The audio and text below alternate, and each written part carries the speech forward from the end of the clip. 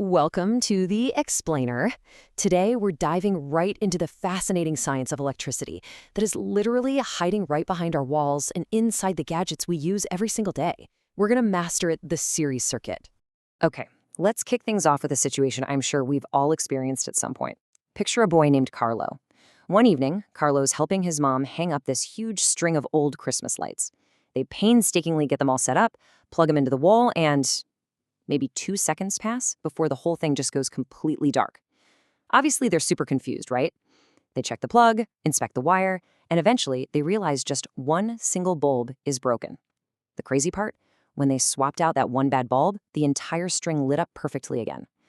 Carlo realized something pretty profound that day.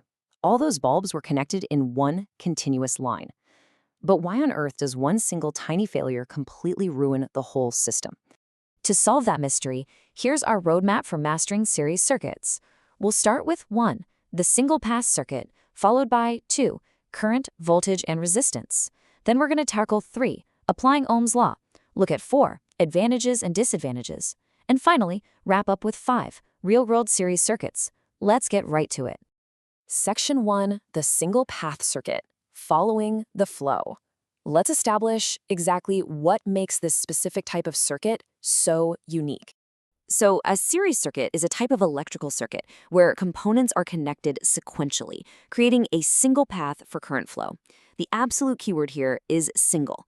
Think of it like a one-way street with no turnoffs. The electricity, the flow of electrons, has absolutely no other route to travel except straight down this one specific line, moving from one component to the very next in a strict, unchangeable order.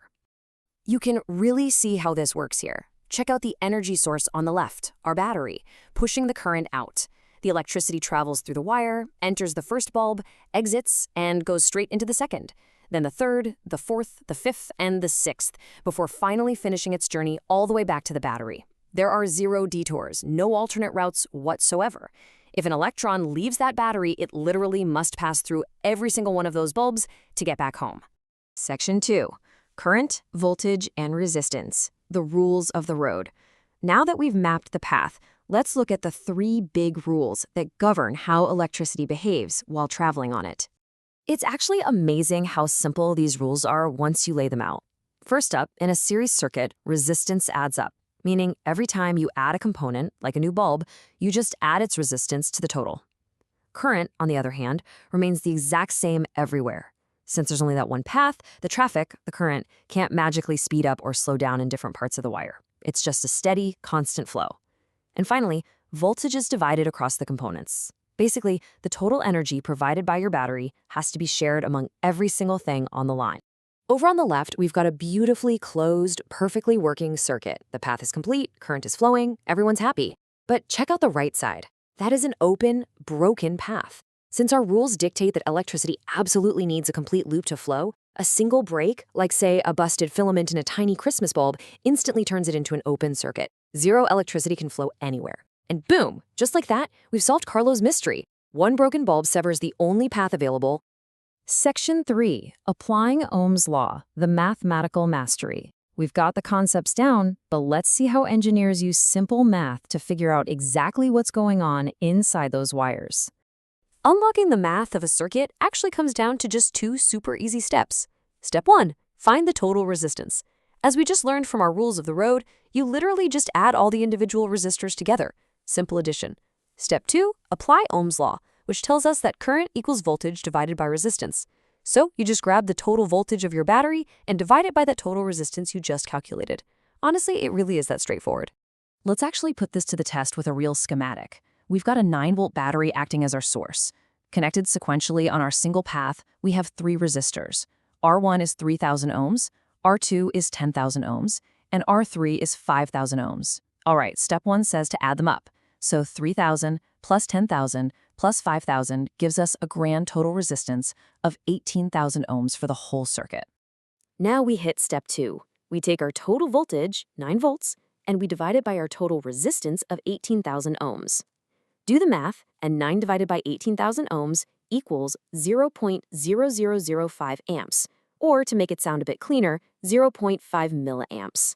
The big takeaway here is that just by knowing your battery's voltage and the resistance of your components, this incredibly elegant little formula lets you calculate the exact current cruising through the entire path.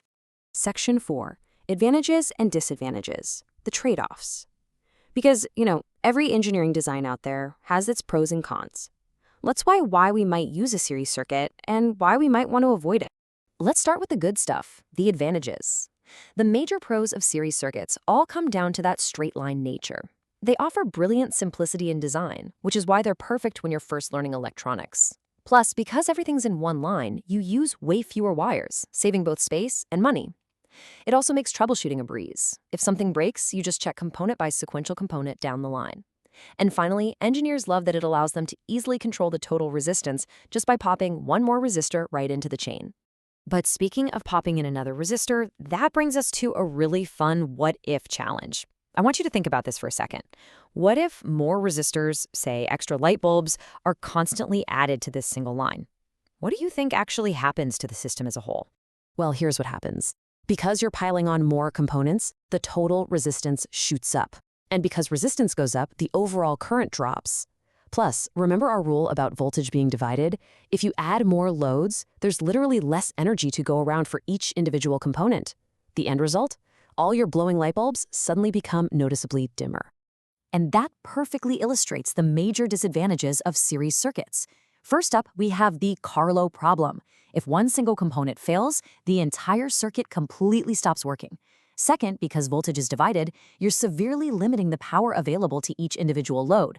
And third, as we just saw, adding components actively chokes the overall current capacity. Honestly, this is exactly why you don't wire an entire house in series. Could you imagine? Turning off your TV would instantly shut down your refrigerator? No thanks. Section 5. Real-world series circuits. Beyond the classroom. We've mastered the theory, crunched the math, and weighed the trade-offs. Now let's look at where this actually pops up in real life. It's kind of wild to realize that series circuits are absolutely everywhere. We've obviously talked about old Christmas light strings, but think about basic battery-powered toys, or the simple guts of a flashlight where the battery hits a switch and then goes straight to the bulb. Doorbells rely on series circuits too. But I really want you to notice those bottom two.